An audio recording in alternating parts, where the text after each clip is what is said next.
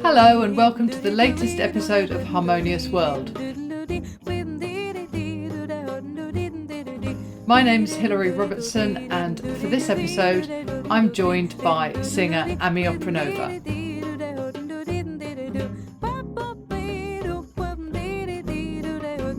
Ami's album Precious Days is out now, and you're listening to one of the tracks from that, Ruchenitsa Style.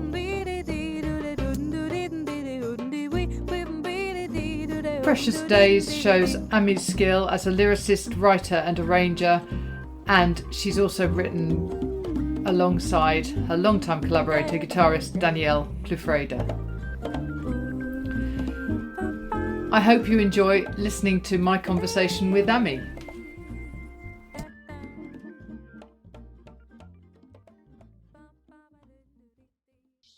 Welcome to Harmonious World. You graduated from Guildhall, is that right? Yes, I did. I did my postgraduate there. I did an undergraduate degree at Birmingham Conservatoire, and it was actually a classical violin degree in composition. And then I decided to do a master's in jazz vocals at Guildhall. Wow. Yeah. And Guildhall's got a strong history, hasn't it, of turning out sort of jazz musicians. There's a lot who went there. Definitely, and especially jazz singers. I think it's very, very strong on jazz singers. I did have to, I kind of applied to a couple of places, and I was picking between, pretty much between Trinity and Guildhall. But it was just the selection of teachers that were there were incredible at the time. And I actually arrived at the year that Malcolm Edmondson took over the department. So it was kind of a trial year, which was very cool. But we also got to study with almost everybody on the course, which I don't think happens still. But yeah, it was a good year. It was a really good year. That's brilliant. You wrote this album. You can hear the influences from across Europe, really. Yes, I mean we did co-write out. I'd say 3 of the tracks are co-written on it. And this album has been in the process of writing and recording for about a year and a half. Because the first time we went in the studio, I went in with my band, Coco and the Fellas, and that was very much gypsy swing orientated. It was the first time we'd ever written songs for each other. And then through the process of the year, we actually decided not to carry on the album as the band, but to carry it as my own project. And that's when I thought, you know what, I'd really like to have a chance now, because it was the 3rd album I'd recorded. I really like to have the chance to do whatever I want. As in anything that has been experienced for me musically, I just wanted to include it. And that's why it's such a mix of songs. There's Bulgarian things, blues things, gospel things, every single style I've actually studied, maybe except classical, is in the album. And it was really the art of the producer who managed to make it all sound like one album. We were throwing at him all sorts of different tunes. And the other beauty I think about the tunes is that we wrote a lot of them in the studio. I would, get the guys to try something, get a guest musician and just work with them. So the musicians really made the compositions. I just kind of threw the ideas out there and the melodies and the harmonies, and even the arrangements, but it was really shaped up in the process. It wasn't ready to go, record, out. It wasn't one of those. No, that's interesting. But you say there's nothing classical, but actually sometimes the harmonies are very, very tight and very classical. Even if the delivery is folk or jazz, but that you can see that there is a real classical ear, perhaps. Thank you. I'm really happy enjoyed the album as well. And you know, the outcome that's coming, everybody's like hearing different things in it, which I love as well. And to say, you know, I'm glad that you're saying this about the harmony, because I think throughout my teenage years, I grew up here in Bulgaria, and harmony is like the main thing. If you go to a music school like I did, harmony is the main thing everybody has to do, and you start learning figured bass and all of that at age 12. And to be honest, doing Bach chorales was like my favorite exercise, and I'd just do it on the bus. And going to this album as a singer, I wanted to make sure that I know the harmony in and out, that, you know, even though I'm not playing an instrument, which I chose not to do, I would know harmonically exactly where I am and exactly what the tunes are about. So yeah, I'd say the influences are classical as well on one side. Yeah, definitely. Talk me through some of the tracks and some of the way you wrote them, and where they come from, where the ideas come from, because it feels like there's stories behind some of them. I think there's a story behind every single one, to be honest. And I've just been posting. I've got one more post to do because the album's tomorrow, as you know. And I've been telling those stories with little clips online for people, just kind of like a teaser. And when we do live shows, I always try to include as much as the stories as possible, because all the tracks really do come out of very personal experiences. So actually, the first 4 tracks were written, as I said, with Coco and the Fellas, and although they're mixed up, if you look at the album, every album's like a different musician because they're completely mixed up from what the process we recorded it in. But yes, it starts with Precious Days, which is actually the first track I wrote from the whole album a long time ago. Well, fully wrote. And that track was a very funny story how it started. I mean, sometimes as a composer, you got a process of sitting down on the piano, you know, or your instrument, doing the thing, as we call artists.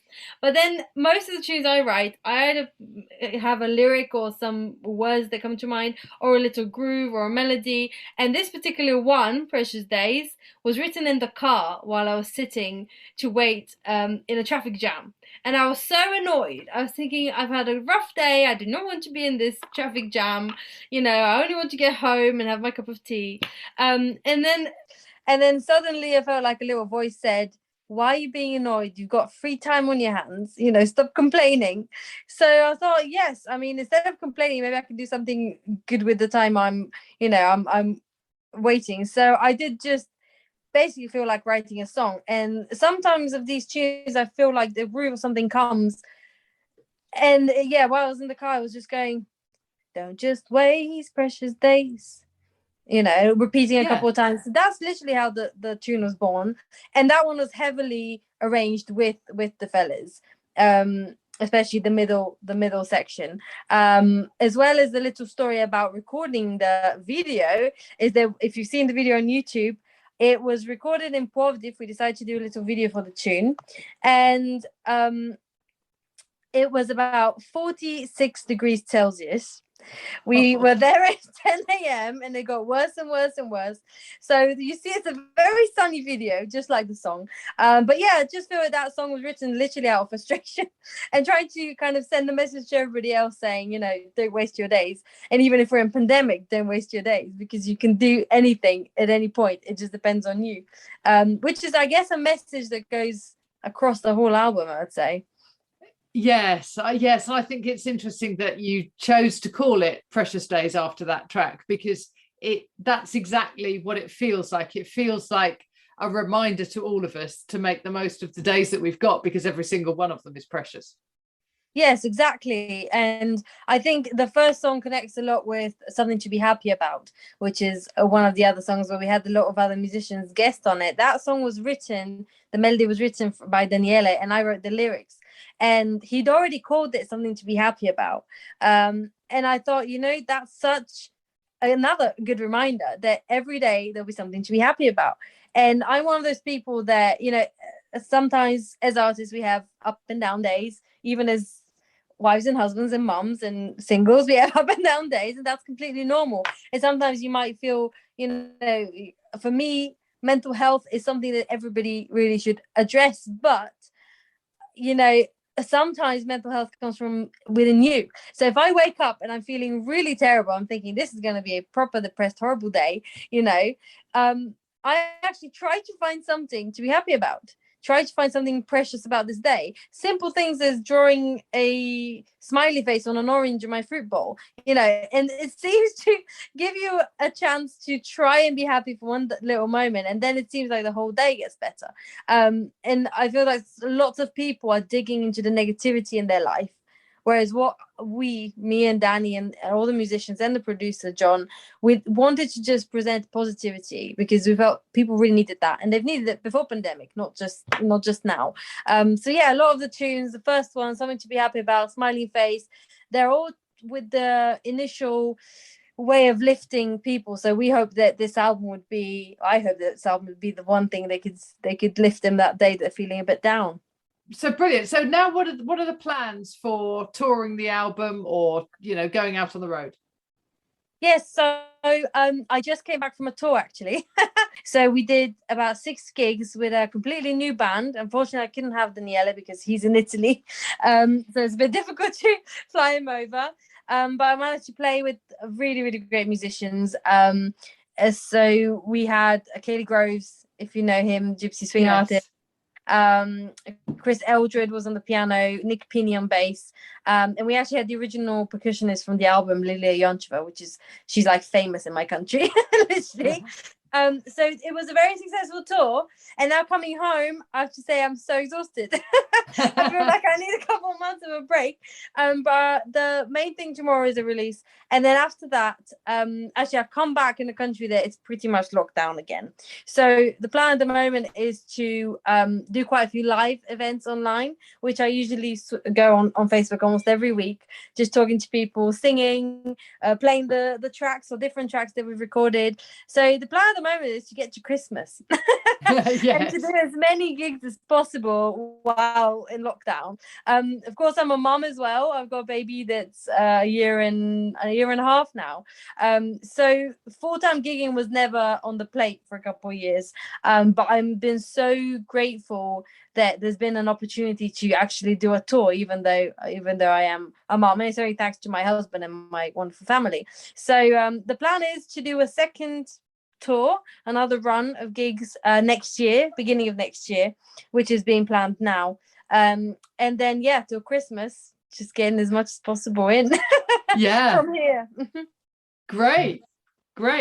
Well, I will do everything I can to promote it and help you, because it's a great album and I'd love to see you live as well. So thank you. Yeah. Thank you. Fantastic. Okay, well, it's really nice to talk to you. Thank you so much, Amy. Yes, you too, and thank you so much for responding to Matt and the team and giving me a chance to see you live for real. Yeah, absolutely. Look forward to seeing you live on stage. Thank you. I'll let you know. There'll be some dates soon released for next year. Yeah, fantastic. Okay, thanks, Emmy. Thank you, Hilary. Bye. I hope you enjoyed listening to my conversation with Emmy. She was in Bulgaria at the time. There's a link to her website in the show notes, so please do take a look at her album. What you're listening to now is the track that we talked about briefly, Something to Be Happy About. So thank you for joining me once more for Harmonious World. Please do rate and review wherever you get your podcasts. It really does help people to find us. I have lots of great interviews lined up in the coming weeks, so I hope you enjoy listening to them. Please do get in touch. All my links for social media are also in the show notes. And so for now, have a great week. You'll learn that each day you'll find there is something to be happy about. Although it's hard to keep that little smile of yours and the sadness, we'll try and think of your joy. Don't live without trying harder. There's peace everywhere you go. This love, it will lift you higher, where there's something to be happy about. Something to be happy about. Something to be happy about.